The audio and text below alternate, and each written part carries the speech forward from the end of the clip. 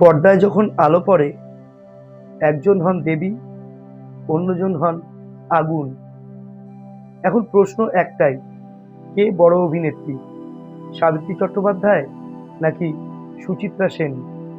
সুচিত্রা সেন ছিলেন বাংলার রূপকথার মহারানী। অভিনয়ে তার চোখই কথা বলতো।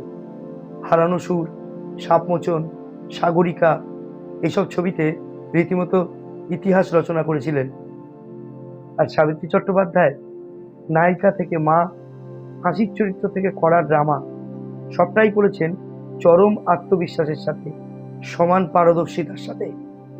রাজা সাজা থেকে নিশিপদ্ম, মনোজ মিত্রের সাথে করা বিখ্যাত সিরিয়াল আদর্শ হিন্দু হোটেল, তারপর মৌচাক, ধন্যী মেয়ে, ভ্রান্তি বিলাস।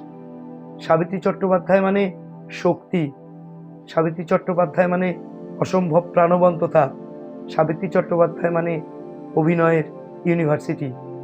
তাহলে এবার আপনিই বলুন, আপনার কার অভিনয় বেশি ভালো লাগে, সাবিত্রী চট্টোপাধ্যায় না সুচিত্রা সেন? অবশ্যই কমেন্টে জানান। ভিডিও ভালো লাগলে লাইক করুন, শেয়ার করুন আর সাবস্ক্রাইব করে অবশ্যই আমার পাশে থাকুন। সবাই ভালো থাকবেন। ধন্যবাদ।